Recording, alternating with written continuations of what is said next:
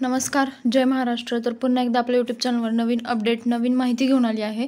नवीन update जी आहे ती परत एकदा लाडकी बहीण योजनेविषयीच आहे. तर आता लाडक्या बहिणींवर पहिली कारवाई म्हणजे काय, तर 5 महिन्यांचेच पैसे सरकार जमा आणि महायुतीने वाढवलं टेन्शन, कशी होणार अर्जाची पडताळणी. तर आता नवीन अपडेट आहे सरकारचं. तर सरकार नेमकं काय करणार आहे, महिलांचं जे आहे ते सरकारचं पैसे सरकार जमा म्हणजे नेमकं काय, ही महत्त्वाची बातमी आहे. तुम्ही व्हिडिओ शेवटपर्यंत पहा म्हणजे तुम्हाला न्यूज समजून जाईल. तर धुळे येथील एका महिलेच्या 5 महिन्यांच्या निधीची परतफेड सरकारच्या तिजोरीत जमा करण्यात आली आहे.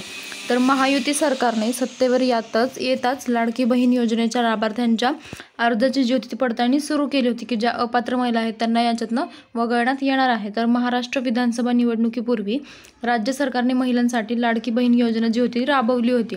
तर या योजनेअंतर्गत प्रत्येक महिलेला 1500 रुपये जे होते ते जमा करण्यात येत होते. तर आत्तापर्यंत 6 महिन्याचे हफ्ते जे आहेत ते महिलांच्या खात्यामध्ये जमा झालेले आहेत. तर योजनेचा जो उद्देश होता तो महिलांचे सक्षमीकरण आणि आर्थिक स्वावलंबन वाढवणे यासाठी होतं. ही योजना यासाठी काढली होती. पण मात्र योजनेच्या अंमलबजावणीत अनेक ठिकाणी अनियमितता आणि अपात्र लाभार्थ्यांनी निधी मिळाल्याच्या तक्रारी समोर आल्या आहेत. तर निवडणुकीपूर्वी सरकारने देखील सरसकट अर्ज स्वीकारले तेव्हाच पडताळणी केली असती तर आज ही वेळ सरकारवर आली नसती. म्हणजे जेव्हा महिलांनी अपात्र असूनही फॉर्म भरले तर तेव्हाच पडताळणी झाली असती, पात्रता आणि अपात्रता तपासून.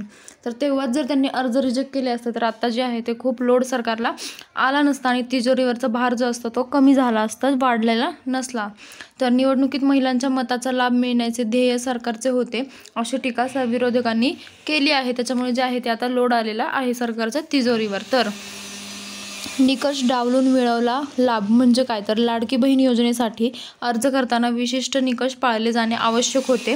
मात्र काही लाभार्थींनी निकष डावलून योजना राबवणाऱ्या यंत्रणेला फसवले आणि अशा प्रकारच्या तक्रारी विशेषतः धुळे, जळगाव, वर्धा, गडचिरोली आणि पालघर जिल्ह्यातून मोठ्या प्रमाणात येत आहेत. म्हणजे जे आहेत ते महिला आता तक्रारी येत आहेत की जे आहे ते निकष डावलून निकष पाळले जाणं आवश्यक होते, पण काही महिलांनी ते नाही केलं. त्याच्यामुळे जे आहे ते आता प्रॉब्लेम आलेला आहे. तर धुळ्यातील महिलेचे 7,500 रुपये जे आहेत ते सरकार जमा झालेले आहेत. तर धुळे जिल्ह्यातील नकाने गावात राहणाऱ्या एका महिलेने सरकारी योजनेचा दुबार लाभ घेतल्याचे चौकशीत स्पष्ट झाले.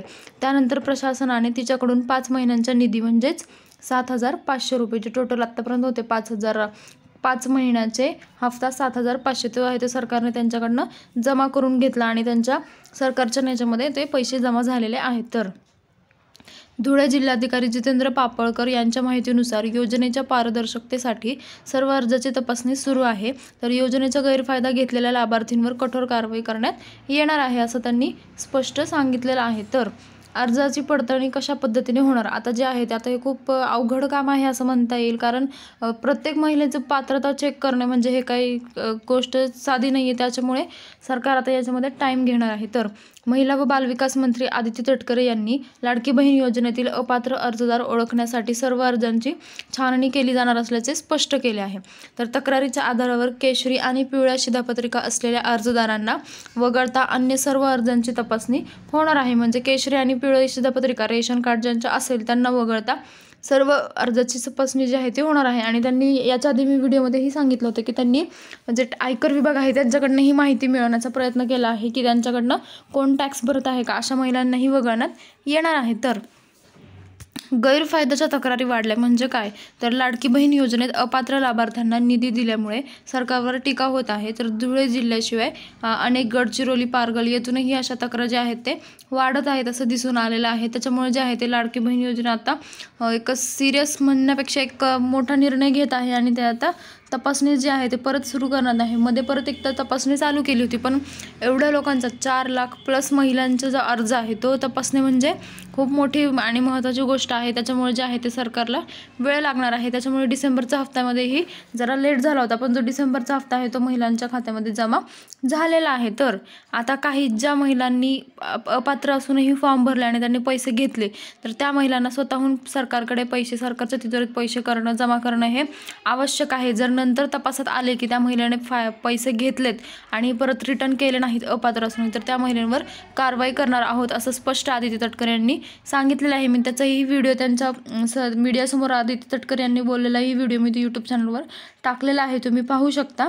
तर अशी ही न्यूज आहे. त्याच्यामुळे महिलांनी आत्ताच जे आहे तो निर्णय घ्यावा आणि ज्या महिला अपात्र आहेत त्यांना पैसे आहेत ते नेक्स्ट पुढच्या महिन्यापासून रेग्युलर चालू होतील, त्यांच्या खात्यामध्ये जमा होणार आहेत, त्यांचं काही टेन्शन नाही आहे. तर अशी माहिती होती. जर तुम्हाला काही प्रश्न असतील तर तुम्ही ते कमेंटमध्ये विचारू शकता आणि चॅनलला सबस्क्राईब करा, म्हणजे असे नवीन नवीन जे अपडेट आहेत ते तुमच्यापर्यंत पोहोचत राहतील. धन्यवाद.